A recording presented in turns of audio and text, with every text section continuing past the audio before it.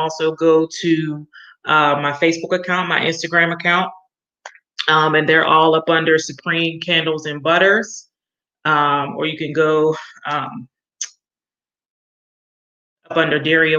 Bear with me. I'm trying to get both of these together. And so everybody, so I can be successful. So thanks for joining me. As I was saying, my name is Daria Woods. I'm a certified life coach, and I'm also a candle creator. If you want to know more about me, you can go to Supreme Candles and Butters on Facebook, Instagram, and learn more about what I do. Um, Today, I want to talk to you a little bit about poor patterns leading to poor pockets. First of all, I want to ask, how are you all feeling about this election that is coming? Today is actually Monday. The election is Tuesday. So I want to know, how are you all feeling? Are you feeling anxiety? Are you feeling stress? Or are you feeling motivated? Are you feeling excited? Because there's a lot of stuff going on in our world, and the election is much bigger than just the United States. The election will definitely affect the world, because United States has their hand in everything. And so we need to be aware of what's around us. We need to be aware of our own situations while we are looking at the distraction of, um, the what's happening, the prejudiceness, and citizen racism, and all the stuff that is going on in our world. We need to be um, aware, be aware of where we are in our natural situations. Like, where are you with your family? Where are you with the of your life? So we have to understand that we need better habits. Like, we don't have time anymore to be lazy. We can't afford to be lazy anymore. We can't afford to be distracted, because many things are coming, and we need to be in a place where our pockets is getting fatter. Our life is getting while we're in this pandemic. We should be in a place now, because we've been in this pandemic for almost 8 months. We're in a place now where we are stabilizing in our homes and in our lives. A lot of us lost, what did they say? 8 million people lost their job. We need to figure out what it is that we do good and begin to do it. So I want to tackle today the um, poor patterns and poor habits that we take on. And I'm gonna just go over like one, maybe three of them today. And as I come on more and you all get to know me, then we'll have more conversation. Right now, I want to thank all the replay viewers for those that will be coming on and watching the replay. So the first one that I really is figuring out the false narrative you're telling yourself. Figuring out the false narrative that you're telling yourself. There's a negativity going on around us. And so through that negativity, there's patterns that happen. There's patterns that happen within your soul, within who you are. And so you have to figure out what is your internal belief. What do you truly believe? What do you believe about this pandemic? What do you believe about? What do you believe about your family? What has happened to you in the past? Different traumas that may have happened to you in the past that caused a core belief about yourself, or about your family, or about who you're with, in your relationships. What is the core relationship? What stops you from moving forward? If I said to you, "Oh, I have just say a uh, I have a project that I think would be good for you. I think that this project will make you a lot of money. So when to start? So what will be your objective? What would be your objective to that? You know, because of the type of person that I am, not going to bring anything to you that is not going to be a good fit for you. You already know this because you know me. So I'm just using an example. So what would hit your soul? What would hit your spirit right now? Would it be negativity? Or would it be something positive? Would you be like, okay, well, I'm very interested in that. Tell me a little bit more about it.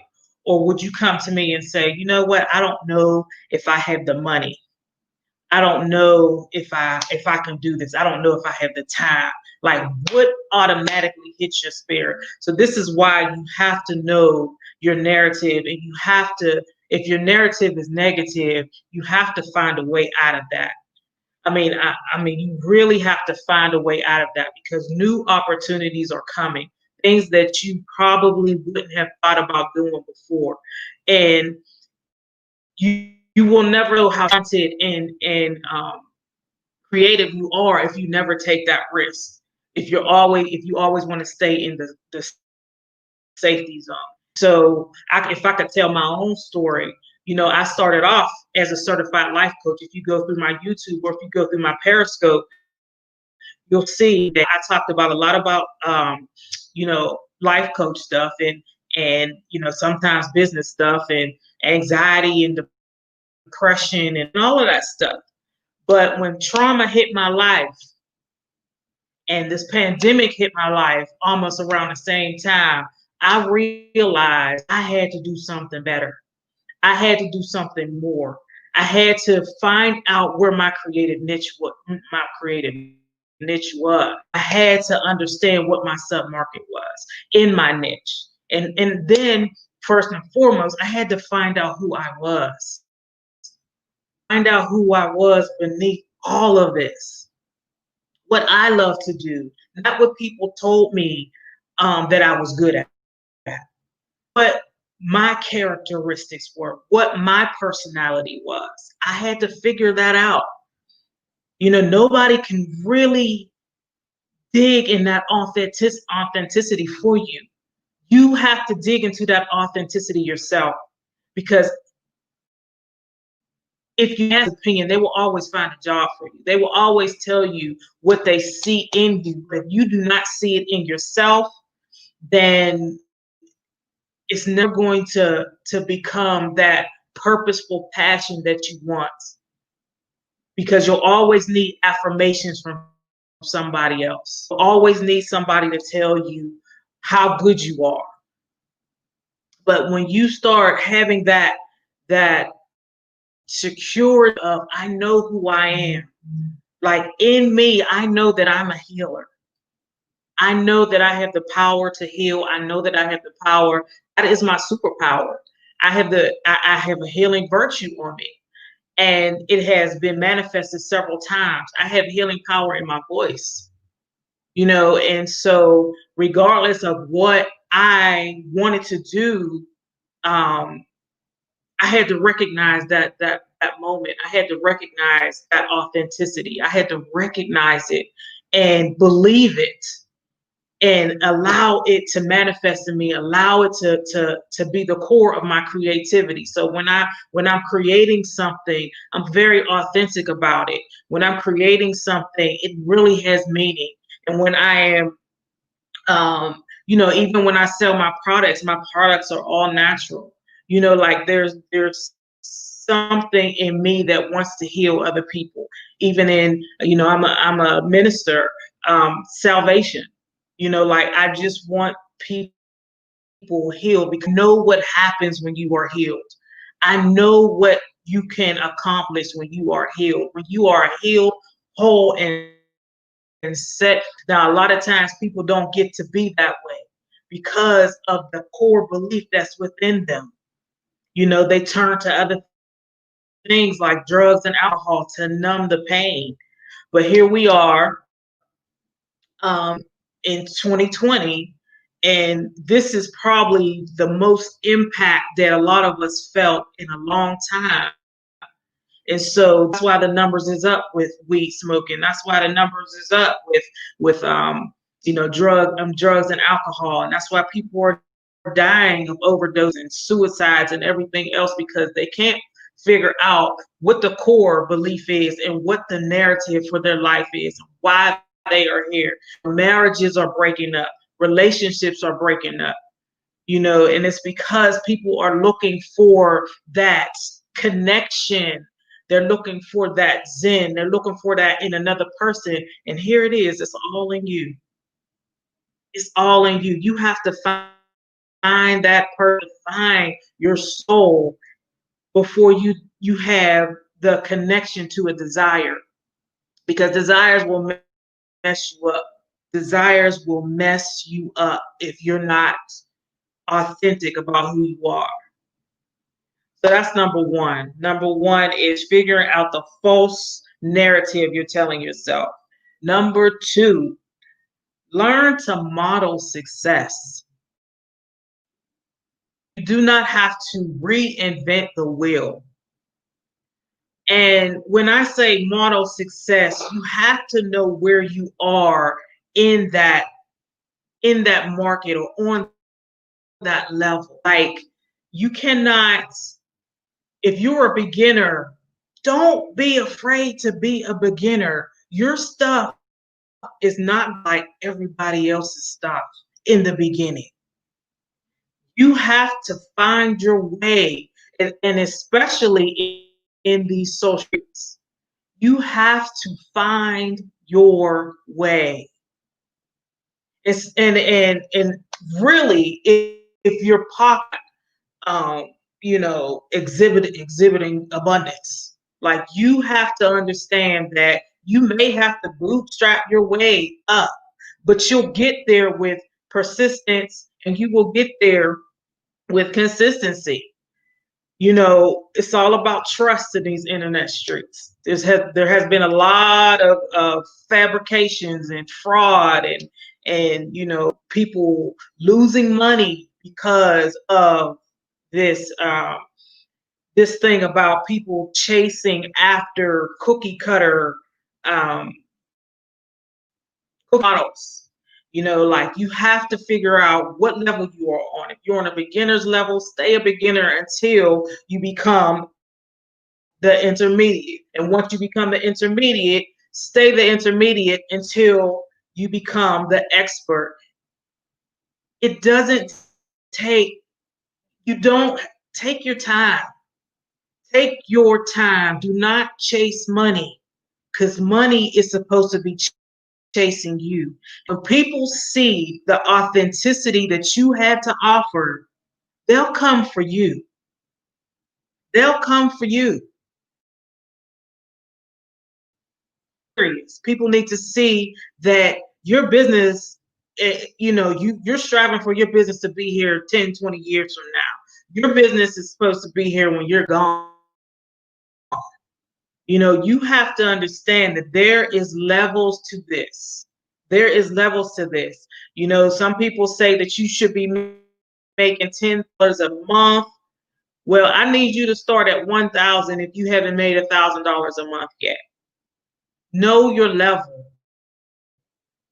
Always pay your way to the top, because you have to understand the process, because running a business is not easy. It's fit, but it's not easy. And you have to understand where you are in the process. You're not going to like every week. Stuff is going to get rough. It's going to get hard, but it's okay. It's okay, because the reward is much greater when you go through the process and you understand your process. You understand it. So that's number two. Number three, and I think I got into this a little bit earlier, is identifying your superpower within niche. Now, there's a lot of people doing it because there's nothing new up under the sun. But you, as an individual, have a superpower. You have a superpower for whatever it is that you get into. There's millions of people making candles all over the world, but there's nobody making candles like I make candles. And just like my competitors, there's nobody making candles like they are making candles. There's nobody making shea butter like they are making shea butter. It all stems off of your brand, your character, your personality. That's all one. That is all one. And to make people want to buy from you. What you have to understand first and foremost, like I said, you have to understand who you are. You need to ask yourself, who am I? Who am I? You're not your role, the role that you play. You know, the role that you play, your mother, your, a housewife, your career woman, those are all roles that you play and you probably are darn good at them. But that person of who you are is just like I said, who I am. I am a healer first, and I am a child of God. And He created me to do blah, blah, blah. So I'm going to take what He gave me and I'm getting into a sub-market. What would be my sub-market? How will I take my wisdom? If God had wisdom, what would I do with that wisdom? How would I use that? Would I take that to the 7 mountains of education, relationship? Where would I? What would I do with it? That is where you begin. That is the beginning of who you are. You find yourself being good at art. What would I do with the art? How would I get it out to the world? God gave me the ability to create, and I create art. What would happen? What would I do with that art? And that's where the confidence comes in. That's where the insecurity goes away. Because there's something that you do and something that God gave you and created you to be that now you're offering to the world, and you're magnetically pulling in this energy.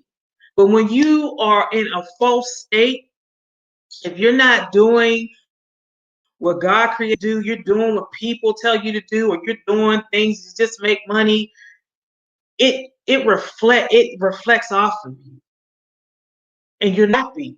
And when you look at yourself, or when you look at what you're doing, it seems like it's just nothing. It's not enough. It's not helping you. Yeah, it might be bringing in a little bit of money to pay the bills, but when that money is going, you right back reflecting in the mirror, wondering who you are and why. And some people can't even look in the mirror, but you're back at this place of reflection. So right now, I want you to rediscover yourself. If you're in a place where you don't know who you are, you don't know what you want to do, you've been fired from your job, your money is low, you just feel in. It is time for you to now rediscover yourself, because God, He fills us with living waters. And so you always have something to give. You always have something to give, but you have to understand, you have to filter that stuff out of you. You have to be really focused. You have to begin to focus, focus, focus, focus, focus. Focus on what you want to do. And when you focus on what you want to do and you finally get it, don't attach it to your emotions, because that's what happens with people. They get super excited about something new. And then when something bad happens, they forget about what God said or the new project, and they start focusing on the bad stuff that happened. The good thing that God said was attached to an emotion. You were so happy that the Lord spoke to you, or you were so happy that somebody gave you a great idea. Your emotions to it. Our emotions change daily. Some of us every 5 minutes. But if your emotions is changing like that, you cannot attach your emotions. If God gives you a word, write down that word, write the vision, make it plain, begin to execute that word. Begin one thing a day. Do not overwhelm yourself. Do not overwhelm yourself with trying to do too much at one time, especially with something new. You have to figure that thing out. You have to research it. You have to understand your market, much with it. So don't go run telling everybody, oh, this is what I'm getting ready to do. This is what I'm getting ready to do before you know what you're getting ready to do, before you know what you're getting into. So therefore, rediscover yourself. Start cleansing your soul out of all that negativity, all that stuff that's popping up in your brain. We get millions of thoughts a day. All those thoughts that pop up in your brain that's negative, and you know that they have a root from something else or something in your past, begin to deal with that stuff so you can fit in new stuff. Fit in, a corrected mindset so you can have room for this new adjustment getting ready to happen to you. And I am so excited that it's getting ready to happen for you because I know it's getting ready to happen. So don't just look at the world, looking at what is happening in the world. Begin to look and focus on you, your family, and those that are around you, and those that will have the privilege of being part of your life, those that are going to be part of your assignment right now. Some of you need to begin to some of you need to begin to look into travel. Some of you need to look into travel. Some of you need to go ahead and get your passports, because there's something for you in travel. There's something for you. Some of you need to go ahead and look at starting um, a second stream of income. A stream of income, because there's something getting ready to happen in the Dow, the stock market.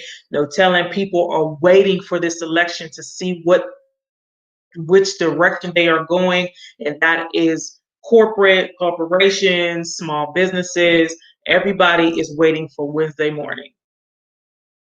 And you want to be prepared. You want to be prepared. You know who you are. You know what you want to do. I'm talking to the people who was thinking about traveling, and different people that wants to open up another stream of income. Figure out what direction that you want to go in, because we as a people have no time to play anymore. We have no time to play. Those that are in ministry, let me talk to you. You see how heavy that got, because we do not have time to play. We are about God's business. Matthew 6:33. We are about his business. And we need to understand that we can't be playing with people's lives anymore. You either got a word or you don't. Got a word or you don't. Even in the music, you know, we have to get right. We have to get right. We have to get into a place where we are Christ. And we can't keep playing like this is a game. You have power or you don't. You're anointed or you're not. Like there's no two ways about it. Like we understand that, God uses the foolishness of preaching to confound the wise, but now we need taught.